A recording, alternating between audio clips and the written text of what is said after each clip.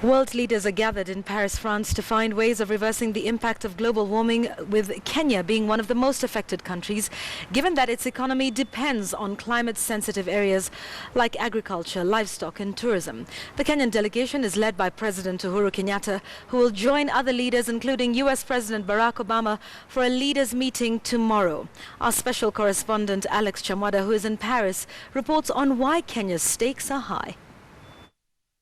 Leading to this 2015 United Nations Climate Change Conference, countries had been asked by March 2015 to publicly declare what actions they intended to take under a new global agreement. Those national statements will be presented at the conference. There will be a high-level meeting of heads of state and government, among them President Barack Obama of the US. Kenya will be represented by President Uhuru Kenyatta. Participants will be discussing mitigation and adaptation to climate change, with climate-sensitive areas like forestry, agriculture, wildlife and transport high on the agenda. 50 years ago, so many of us thought that climate change is a myth, thought that it was something that is happening in other parts of the world and does not affect us.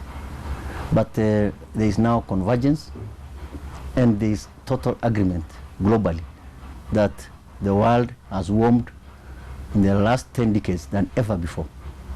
And we are therefore seeing the vagaries of climate change affecting particularly the developing countries and Africa. Kenya is located in the Greater Horn of Africa region, which is highly vulnerable to the impacts of climate change.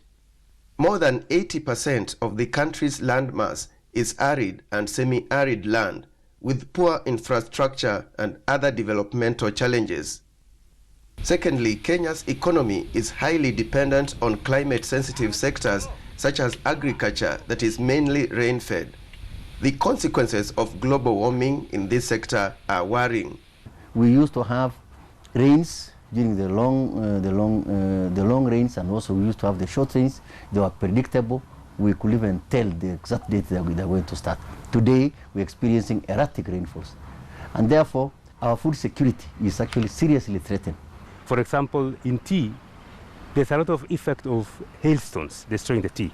There's effects of frost. There are effects of new pests and diseases. There's a lot of erosion because the land is open where the tea is grown. We think that pastoralism as an industry, as an economy, probably will, if there will be no interventions, will become extinct. We're also affected by climate change on our wildlife.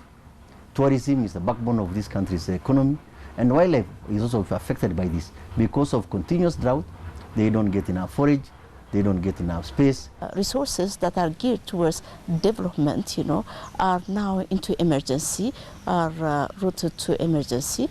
So, meaning that, the development processes are slowed down. But also in terms of the damage that it has on the economic growth, it's estimated that, if nothing is done, Kenya, for example, would be losing 1.2 billion Kenyan shillings every year to flooding. So this is a tremendous drawback for the country. One area that we are also partnering in through our work with the government is to help create innovations in green energy and green technologies. So Net Fund, which is a parastatal under the Ministry of Environment, is doing all kinds of great work to help foster innovative ideas in the private sector to develop new energy technologies that are based on renewable systems. Kenya has been a leader in Africa on this issue. Kenya was among the very first countries in the world to submit its post-2020 goals on climate change. In Kenya, the government, the people of Kenya deserve commendation, deserve to be commended for having done this. And I look forward to the United States and Kenya working together in Paris to help achieve this agreement. At the end of this meeting, leaders hope to overcome past differences and sign a legally binding pact on how to reduce emission of greenhouse gases that cause global warming. For KTN News, I'm Alex Chamwada in Paris.